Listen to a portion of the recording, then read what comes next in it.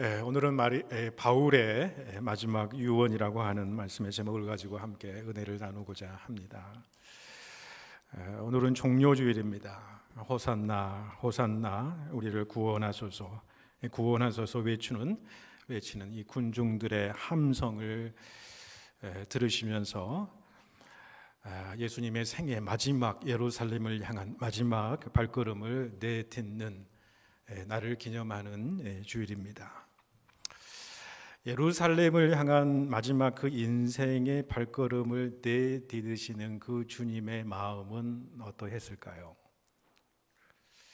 그 마음을 잘 이해하고 공감했을 법한 말씀이 저는 오늘 본문의 바울의 고백 가운데 나온다고 생각을 합니다. 6절에 보시면은 전제와 같이 내가 벌써 부어지고 나의 떠날 시각이 가까웠도다, 그런 말씀을 하지요. 전제라고 하는 것은 우리가 제사를 지낼 때의 마지막에 그 제물 위에 포도주를 붓는 의식을 말합니다. 마지막으로 제물을 다 올려놓고 포도주를 붓는 것처럼, 그리고 포도주를 부은 다음에는 이제 불을 태워서 모든 것을 태워서 하나님 앞에 드리죠. 그것처럼 자신이 오늘 본문의 말씀해 보시면 이미 그렇게 부어졌다. 그러니까 이미 이제 자신의 생을 마감할 것을 두는 예견을 하고 이제 곧 순교의 시간이 가까움을 그는 영적으로 느꼈던 것이지요. 자, 여러분, 예루살렘에 입성하시는 주님을 보고 군중들이 외치던 그 음성, 호산나 호산나, 우리를 구원하소서 구원하소서 외치고 소망했던 그 왕은 어떤 왕이었습니까? 정치적인 왕이었습니다. 로마 압제로부터 자기 자신들을 해방시킬 그런 왕이죠. 세상의 강력한 임금이 되어서 우리를 해방할 그 왕이죠. 다윗과 같은 왕이 이 땅 가운데 다시 오셔서 이 나라가 왕성하게 되고 해방된 그런 나라를 그들이 꿈꾸면서 예수님을 호산나 호산나 외쳤던 것이지요.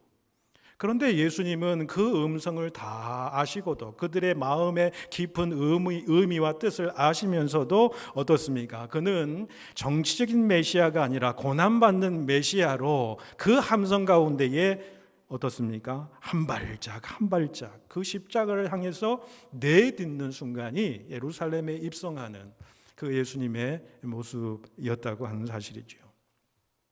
저는 그 주님의 그 모습이 오늘 바울의 모습과 오버랩되는 그런 모습이라고 생각을 합니다. 그래서 종료주일을 맞이해서 그 주님의 마음을 우리 본문의 이 바울의 고백을 통해서 느끼고 경험하실 수 있기를 바랍니다. 특히 오늘 말씀은 바울이 영적인 아들 디모데에게 주는 유언과도 같은 말씀인데 그 말씀의 핵심은 무엇이냐면 사명에 관한 말씀입니다. 그러니까 오늘 말씀을 통해서 오늘 바울이 디모데에게 해주시는 그 사명의 말씀이 바로 오늘날 우리가 살아가는 지금 이때에 우리에게 주시는 하나님의 사명이 무엇인가, 그리고 그 사명을 이루어가는 삶은 어떤 삶인가 한번 같이 상고해 보기로 합니다. 먼저 여러분, 사명이라는 것이 무엇입니까? 키에르케고르라고 하는 분은 사명에 대해서 이렇게 이야기를 했습니다. 온 천하가 다 흔들리고 흔들려도 흔들리지 않는 그 무엇, 이것을 위해서 내가 죽을 수 있고 이것을 위해서 살아야 하는 그것이 사명이다 그랬습니다. 여러분, 이 사명의 의식을 제대로 보여준 그 사례가 있습니다. 짐 엘리엇 선교사님의 이야기인데요. 그는 명문 휘튼 대학을 수석으로 졸업을 합니다. 1956년에 동료들과 더불어서 에콰도르의 선교사로 갑니다. 에콰도르의 아마존 유역에 굉장히 위험한 부족이죠. 호전적인 부족입니다. 아우카라고 하는 부족의 선교를 나가서 당한 이야기들이 있습니다. 이 이야기들이 너무너무 유명해서 여러분 가운데 들으신 분도 있으리라고 생각을 합니다만은 이 이야기가 십몇 년 전이지만은 영화로 나왔습니다. 제목이 End of the Spears라고 하는 창끝이라고 하는 그런 영화입니다. 제가 미국에 처음 공부하러 왔을 때에 우리 같이 공부하는 가족들, 부부, 자녀들 이렇게 모여가지고 우리 집에서 모여서 이 비디오를 잘 빌려가지고 함께 보면서 참 은혜 받았던 그런 기억이 납니다만은, 여러분, 이 짐 엘리엇과 선교사님들, 동료 선교사님들이 그 아우카 부족에게 들어간 이후에 얼마 되지 않아서요, 선교를 하기도 전에 그 부족들에 의해서 창에 찔려서 죽게 돼요. 순교하게 되지요. 그때 이 짐 엘리엇의 나이는 28살이었습니다. 동료들도 함께 그 자리에서 창에 찔려 죽게 됩니다. 자, 그런데 참 놀랍지요. 5년의 세월이 지난 다음에 그의 아내들이 그 부족에게 자녀들을 이끌고 복음을 전하러 들어갑니다. 그리고 복음을 전하면서 5년여간의 세월이 지나면서 부족들이 마음의 변화를 일으키면서 당신네들이 왜 이 오지까지 와서 이 복음을 전하느냐라고 이야기를 했을 때, 그때서야 비로소 자기 남편들의 이야기를 하죠. 그 이야기를 듣고 많은 사람들이 복음을 받아들입니다. 그리고 수십 년의 시간이 흘러 지나가게 됩니다. 그 마을이 온전히 복음화되는 놀라운 역사, 그 부족의 복음화가 되는 역사가 이루어지지요. 그리고 선교사님들이 처음 개척한 그 교회의 장로님들과 교사들이 누구였냐면은 자기 남편들을 죽인 자들이었습니다. 그리고 엘리엇 선교사님의 아들은 그 교회 담임 목사로 사역을 했어요. 당시 엘리엇 선교사님이 죽었을 때에 언론들은 다 그렇게 이야기를 했습니다. 그 죽음은 불필요한 낭비였다. unnecessary waste다. 28살의 앞이 전도가 창창한 그 청년이 그 자리에서 죽임을 당했으니까 아무런 의미가 없는 죽음이라고 이야기했던 거예요. 그런데 그의 아내가 이렇게 이야기를 합니다. 내 남편의 죽음은 낭비가 아닙니다. 전생에, 짧은 그 생이지만은 전생에 그 순간을 기다려온 사람입니다. 그 시간을 위해서 살아왔던 사람이고, 하나님이 주신 사명을 수행하면서 생의 목표를 달성하고 죽은 행복한 사람입니다. 여러분, 이게 어떻게 인간의 목소리로 이게 고백이 가능할까요? 남편도 남편이지만은 그 아내의 신앙이 너무너무 대단하지 않습니까? 그리고 나중에 이 짐 엘리엇 선교사님의 일기장이 발견되는데 그 중에 한 문장이 굉장히 유명하게 회자되는 이야기가 있습니다. 무슨 이야기를 했냐면, 잃어버릴 수 없는 것을 얻기 위해서 지킬 수 없는 것을 버리는 자는 결코 어리석은 자가 아닙니다. 무슨 이야기입니까? 내가 잃어버릴 수 없는 거예요. 예수 그리스도예요. 십자가예요. 구원이에요. 영원한 삶, 영생의 삶이에요. 이건 정말 잃어버릴 수는 없는 거지요. 그것을 얻기 위해서는 지킬 수 없는 것을 버리는 것이 결코 어리석은 것이 아니다라는 거예요. 우리의 목숨을 우리의 생각대로, 우리의 의지대로 지킬 수 있습니까? 하나님이 주신 생명, 하나님이 데려가시면 그것으로 끝나는 거지요. 우리가 지킬 수 없는 거예요. 세상에 우리가 가지고 태어난 모든 것들, 우리의 목숨까지도 우리가 지킬 수 있는 건 아니잖아요. 그 목숨도 잃어버릴 수 없는 것을, 십자가와 구원의 놀라운 영생을 위해서 내 생명까지도 버리는 것은 결코 어리석은 일이 아니다. 그렇게 고백을 했습니다. 이 고백이 사실은 오늘 본문의 바울의 고백이라고 하는 것이지요. 본문에서 바울은 자신의 사명에 대해서 무엇이라고 말씀하고, 그 디모데에게도 또한 너의 사명이 무엇이라고 이야기를 합니까? 한마디로 말해서 2절에 복음 전하는 거예요. 복음 선포예요. 복음 전하는 게 그의 사명이라는 거예요. 그런데 바울은 복음을 전하는 사명이 얼마나 중요한지 1절에서 말씀합니다. 여러분 1절을 한번 같이 보시지요. 함께 읽겠습니다. 시작. 하나님 앞과 살아있는 자와 죽은 자를 심판하실 그리스도 예수 앞에서 그가 나타나실 것과 그의 나라를 두고 엄히 명하노니. 사명은 하나님 앞에서 감당하는 거예요. 사람 앞에서가 아닙니다. 예수 그리스도, 우리를 심판하실, 산 자와 죽은 자를 심판하실 예수 그리스도 앞에서 우리의 사명을 감당하는 거예요.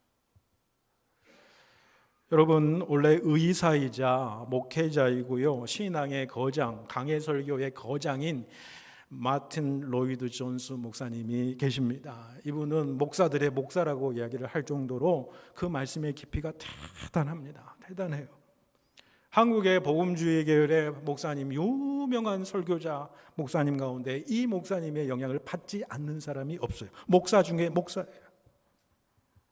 그런데 이분이 인생 마지막에 자기를 따르는 어느 한 사람에게 질문을 받습니다. 일생 당신의 마음을 이끄는 생각이 무엇이었습니까? 라고 대답하자 이 목사님이 이렇게 대답합니다. 평생 동안 내 삶이 하나님 앞에 서야 한다, 하나님 앞에 심판받아야 한다는 생각이 머릿속을 떠난 적이 없습니다. 누구든지 자신의 모든 말과 행실이 하나님께 심판받아야 한다는 것을 생각한다면 결코 자신의 생애를 아무렇게나 살도록 방치하지는 않을 것입니다. 그런 이야기를 했어요. 여러분, 이렇게 하나님 앞에서 심판하실 그리스도 앞에서 사명을 감당한 바울은 예수님을 만난 즉시 어때요? 그 즉시 복음의 전사로 그의 일생을 보내는 것을 보게 되지요. 그는 고백합니다. 예수 그리스도와 그의 십자가에 못 박히신 것 외에는 아무것도 알지 아니하기로 작정했다라고 이야기를 하지요. 그래서 그 복음 전파의 사명을 위해서는 내 생명을 조금 더 귀한 것으로 여기지 않았다. 그게 그의 사명이었다. 그러면서 2절에 고면하는 거예요. 너는 말씀을 전파하라는 거예요. 때를 어떤지 못 어떤지 항상 힘쓰라, 그렇게 이제 말씀을 하고 있는 거죠. 본문에 여러분 말씀을 전파하라, 그 말씀이 무엇이겠습니까? 주님께서 우리에게 부탁하신 말씀이에요. 우리 죄를 위해서 주 예수 그리스도께서 십자가에 죽으시고 부활하셨다는 말씀이에요. 그 말씀은 복음이에요. 복음은 십자가요 부활입니다. 그런데 그 주님을, 십자가요 부활이신 그 주님을 인격적으로 알고 만나는 사람들은요, 변화를 받게 됐어요. 인생의 변화가 일어날 수밖에 없는 거예요. 사도 바울이 그런 인생의 변화를 보여주고 있잖아요. 인생의 목적이 달라지는 거죠. 인생의 방향이 완전히 달라지는 거예요. 복음을, 그 말씀을 삶으로 드러내고 삶으로 체험하고 그 복음의 삶이 우리 삶 가운데 드러나게 될 때 그 복음의 말씀, 그 십자가 부활의 복음을 전하지 않을 수 없는 그 마음이 생기는 거예요. 복음을 전하고자 하는 마음이 풀릴 듯 일어나게 되더라라고 하는 것이지요. 여러분, 에레미야 우리 선지자 잘 알잖아요. 에레미야 선지자는 고난의 선지자요, 눈물의 선지자였습니다. 하나님의 말씀을 받아들여서 유대의 자기 조국 나라가 이제 멸망할 것을 하나님한테 말씀 예언을 받아서 백성들에게 전하는데, 하나님의 말씀을 그냥 고지고대로 전하는 것뿐인데 위종자들에게 바퀴를 들어옵니다. 백성들의 옥에 가둡니다. 토굴에 갇히게 되는 그런 바퀴를 받잖아요. 그럴 때마다 그의 마음속에 무슨 고백을 했냐면, 에레미야 20장 9절에 보니까 다시는 여호와를 내가 선포하지 않겠습니다. 그의 이름을 말하지도 않겠습니다. 그렇게 생각하면 나의 마음이 불붙는 것 같아서 골수에 사무치니 답답하여 견딜 수 없느니, 그렇게 말씀해요. 하나님의 말씀이 생명력이거든요. 그 말씀을 전하지 않고서는 내 심령, 내 골수가 사무쳐서 답답할 수가, 이루 말할 수 없다라고 하는 거죠. 복음의 능력을 받은 자는요, 또 복음의 능력을 믿는 자는, 복음의 능력을 내가 내 삶 속에서 체험하는 자는 그 복음의 능력이, 그 말씀이 내 삶을 새롭게 하는 거예요.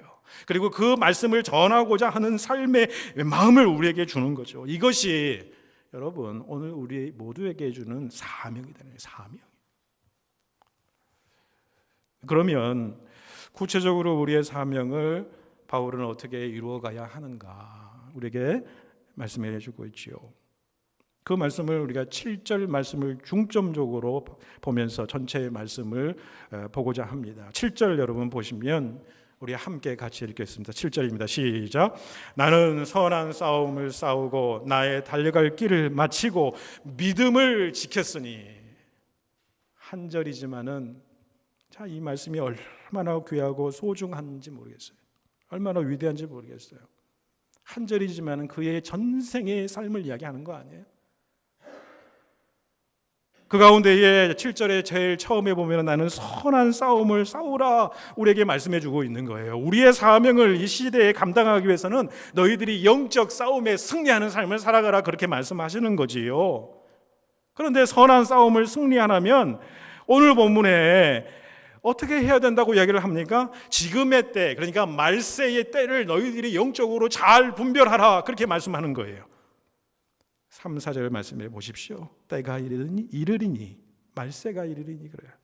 사람이 바른 교훈을 받지 아니하며 귀가 가려워서 자기의 사욕을 따를 스승을 많이 두고 또 그 귀를 진리에서 돌이켜 허탄한 이야기를 따르니 말세에 이루어질 일들이라는 거예요. 마지막 때에 사람들의 가장 큰 문제는 뭡니까? 귀의 문제라는 거예요. 귀에 듣는 것의 문제라는 거예요. 이들이 어떻게 듣습니까? 귀가 가려워서요. 귀를 가려운 데를 긁어주고 귀를 시원하게 해주는 말씀만을 듣기를 원한다는 거예요. 듣고 싶은 말씀만 듣기를 원하는 거예요. 부담이 되는 말씀은 듣기 싫은 거예요. 자신의 욕심과 욕망을 채워주는 말씀 전하는 자들을 따르게 되더라는 거예요. 여러분, 교회가 또 교회에서 전하는 메시지가 현 시대를 살아가는 사람들의 욕구를 채워줘요. 욕망을 채워줘요. 그래서 이 세상 가운데 어떻게 살아도 우리는 구원받은 자로서 어떻게 살아도 승리하기만 하고 우리가 성공하기만 하면 된다고 하는 그러한 메시지를 전달하는 데에 교회가 성장한다고 그래요? 그런데 여러분 보십시오. 그런 교회, 그런 메시지 때문에 급격하게 교회가 신앙이 세속화의 길을 가지 않습니까? 자기를 부인하고 자기 십자가를 지고 주님을 따라야 되는 제자의 길에 대해서는 점점 교회가 멀어져 가는 거예요. 그 메시지가 멀어져 가는 거예요. 아무리 교회가 대형화 교회 되면은 무엇합니까? 제자의 길로 멀어지는 교회, 복음의 진리에서 멀어지는 교회, 하나님이 기뻐하실까요?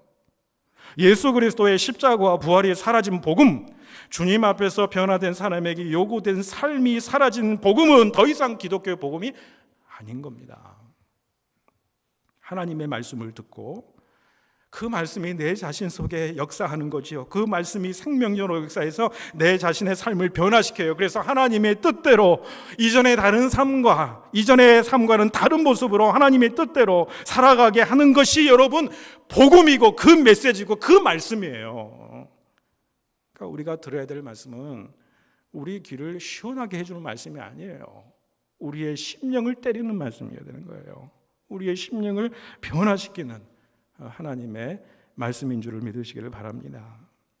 또한 7절에 보시면 이 믿음을 지키는 일은 우리가 영적 싸움에서 승리할 때 벌어진다고 그랬어요. 여러분, 우리는 연약한 본성을 지니고 있습니다. 죄악된 본성이 있어요. 아주 뿌리 깊은 본성이 있어요. 세상의 유혹과 인간 내면에서 흘러나오는 그 유혹과 싸워서 이 영적 싸움에서 승리할 때에 우리가 믿음을 지킬 수 있다라고 하는 거지요. 성도들의 삶은 영적 싸움의 현장 가운데 있다라는 거예요. 끊임없이 자신의 욕구와 욕망과 욕심과의 싸우는 어떤 과정이죠. 하나님의 뜻을 거스리는 불의한 세상과 맞서 싸우는 과정 가운데 우리가 놓여 있다는 거죠. 때로는 그런데 이 일들이 얼마나 힘듭니까? 우리의 욕심의 소욕을 거스르는 일들, 우리 욕심의 욕망을 거스르는 일들, 내 중심적인, 내 자이기적인 삶의 모습들을 깨지는 게 얼마나 힘든지 몰라. 그래서 신앙의 거장 사도 바울도 고백하지 않습니까? 로마서 7장에서 내가 내 속사람으로는 하나님의 법을 즐거워해요. 그런데 내 안에 또 다른 법이 있는데 내 안에 이 죄의 법에 내가 사로잡는 것을 자기가 보노라 그렇게 말씀하잖아요. 그래서 공고한 내 영혼아라고 그가 탄식하지 않습니까? 마음으로는요 하나님의 법을 섬기려 해요. 그런데 육신으로는 죄의 법을 섬기는 모순된 존재. 이게 바로 우리의 모습, 저의 모습이 아닌가요? 그래서 사도 요한은 요한일서 2장 16절에 세상의 모든 것이 육신의 정욕과 안목의 정욕과 이생의 자랑이니라. 이것들은 세상으로부터 온 것이지 하나님에게서 온 것이 아니니라. 그렇게 말씀해요. 육체의 욕망을 이루고자 하는 마음이 있어요. 눈의 욕망이 있어요. 보암직한 것을 내가 얻고 싶은 마음이 생기는 거예요. 세상 살림살이에 대한 자랑과 그 집착이 있다는 거예요. 그런 것들이 우리를 은총의 세계로부터 이 세상 가운데로 확 끌어들이는 거예요. 막 끌어내리는 거죠. 이런 내적인 영적인 싸움에서 우리는 지금 얼마나 치열하게 죄의 법과 싸우고 있습니까? 히브리서 기자는 히브리서 13장 4절에 너희가 죄와 싸우되 아직 피 흘리기까지는 대항하지 아니하고 그렇게 말씀하는데 무슨 말씀이에요? 죄의 세력이 우리를 끌어내리는 이 죄의 세력이 얼마나 강한지 모르는 거예요. 그래서 피 흘리기까지 그 죄에 대한 대항에 싸워서 이겨야 된다는 거예요. 우리는 진정한 십자가의 부활의 복음, 그 말씀의 능력으로 선한 싸움에 승리하여 믿음의 길을 잘 지켜나가실 수 있기를 축복해 드립니다. 마지막으로 우리의 사명을 이루는 길은 7절 보십시오. 마지막 절에 보시면 너무너무 나는 저는 이 말씀, 이 구절을 읽을 때마다 너무 감동적이에요. 뭐냐면 달려갈 길을 마쳤다. 달려갈 길을 마쳤다. 믿음을 지켰다. 하나님께서 우리에게 맡겨주신 그 사명을 경주 코스로 이렇게 비유를 하죠. 그리고 이 코스를 마쳤다라는 것은 무엇입니까? 내가 포기하지 않고 끝까지 그 길, 나에게 주어진 그 길을 달렸다라고 하는 거예요. 순위가 문제가 아니에요. 1등, 2등이 문제가 아닌 거예요. 나에게 주어진 그 길을 묵묵하게 포기하지 않고 끝까지 달려가는 거예요. 그 믿음을 지키는 거예요. 이것보다 더 큰 영광이 어디 있습니까? 더 큰 축복이 여러분 어디 있습니까?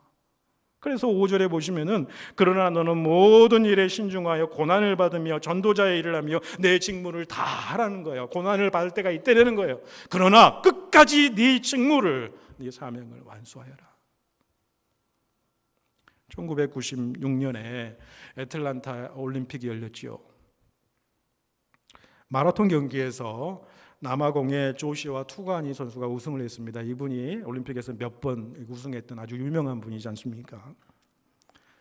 그 당시에 우리나라 이봉주 선수가 1등 선수의 불과 3초 차이로 은메달을 땄던 일이 있었지요. 자, 이 마라톤 경기가 다 끝나고 이제 시상식도 다 끝났습니다. 관중들이 하나 둘씩 자리를 뜨기 시작을 했어요. 이제 폐회식을 준비하면서 관악대가 리허설을 하고 있었던 때였습니다. 그런데 지금까지 마지막 선수가 110번째 선수였는데 그 110번째 선수가 들어온 지 1시간 30분이 지난 다음에 진짜 마지막 선수가 트랙 안으로 들어옵니다. 그 선수는 아프가니스탄의 압둘 베사르 와시키라고 하는 선수였습니다. 왼쪽 허벅지와 종아리를 압박붕대로 동요맨 채 절룩절룩거리면서 경기장에 들어온 거예요. 4시간 24분 17초의 기록, 올림픽 사상 가장 낮은 기록이라고 합니다. 1등과 2시간 11분 차이예요. 그는 중간에 포기할 수도 있었을 거예요. 그런데 그의 마음 가운데 포기할 수 없었던 것이 무엇이냐? 당시의 내전과 전쟁으로 피폐해진 자기 조국, 자기 백성들을 위해서, 그러니까 아프가니스탄을 대표해서 그 백성들에게 소망을 주기 위해서 끝까지 달리고 또 달렸다. 그렇게 이야기하는 거예요. 결국 포기하지 않고 끝까지 완주한 와시키 선수에게 사람들은 뜨거운 기립박수를 보냈다. 애틀란타 올림픽에서 가장 감동적인 장면이었다. 그렇게 이야기를 합니다. 여러분, 신앙인의 경주에서 중요한 게요, 우리가 다른 사람에 비해서 월등한 하나님의 놀라운 일들을 해놓고요, 위대한 업적을 쌓고 이게 중요한 게 아닙니다. 내가 1등, 2등 하는 게 중요한 게 아니에요. 내게 주신 사명, 주님께서 나에게 주신 그 길을 마지막까지 끝까지 묵묵하게 그 길을 걸어가는 것, 여러분, 그것이 우리의 사명을 이루는 길이고 믿음을 지키는 일이고 가장 축복된 일이라는 거예요. 여러분, 예수님께서요, 마지막 길을 가시면서 누가복음 13장 말씀해 보시면은 예루살렘을 이렇게 바라보시면서 슬픈 탄식을 쏟아내십니다. 그 가운데 아름다운 표현이 있는데 뭐라고 하냐면 누가복음 13장 34절에 암탉이 제 새끼를 날개 아래 모음같이 너희 자녀들을 모으려 한 일이 몇 번이나 되느냐. 예수님은 당신을 죽이려고 하는 예루살렘의 거민들을 암탉이 새끼들을 날개 아래 품듯이 몇 번이고 품고 또 품으셨다, 그렇게 말씀하시는 거예요. 얼마든지 당신의 목숨을 건지시기 위해서 예루살렘을 그저 떠나시면 되지만은 끝까지 예루살렘에 남아서 기꺼이 십자가의 수치와 순환을 당하셨다는 거죠. 그래서 누가복음 13장 33절에 예수님께서 뭐라고 하시냐면 오늘과 내일 그리고 모레는 내가 갈 길을 가야 하겠다. 내가 갈 길을 가야 되겠다. 주변의 상황이 어떻게 돌아가는지 상관없어요. 당신의 목적을 이루기 위해서, 사명을 이루기 위해서 하나님이 자기에게 주시는 하나님의 뜻과 사명과 구원의 놀라운 역사를 이루기 위해서 주변의 상황에 상관없이 나는 내 갈 길을 가야 되겠다. 나에게 주어진 그 길을 가리라. 그 주님의 고백이에요. 오늘 우리도 예수님처럼 그리고 우리 사도 바울처럼 우리에게 주신 그 사명의 길, 복음의 길, 제자의 길, 우리가 가야 될 그 길을 끝까지 갈 수 있기를 축복해 드립니다. 바울은 선한 싸움을 다 싸우고 달려갈 길을 마치고 믿음을 지켰다. 이보다 큰 축복은 없습니다, 여러분. 이보다 더 큰 영광은 없어요. 그 길을 간 바울에게 기다린 것이 무엇이었습니까? 8절에 나를 위하여 의의 면류관이 예비되었느니라. 바울은 또한 8절 후반절에 보시면은 내게만이 아니라 주의 나타나심을 사모하는 모든 자에게도 주의 나타나심을 사모하는 모든 백성들에게도 주님의 십자가를 기억하고 그 부활이 된 소망을 품고 있는 우리들에게도 의의 면류관이 예비되었느니라. 그렇게 말씀하는 거예요. 오늘 우리들도 주님 주신 놀라운 복음 전파의 사명을 감당하실 수 있기를 바랍니다. 말세지 말에 혼탁한 세상에 살고 있지만은 영적인 싸움에 믿음으로 승리하면서 주님 앞에 설 때까지 변함없이 끝까지 주님께서 우리에게 가라고 명령하신 그 길을, 나도 그 길을 가야 하리라. 그 인생의 길을 감으로 말미암아 의의 면류관을 받아 누리는 복된 인생길 되시기를 주님의 이름으로 축복해 드립니다. 기도드리겠습니다.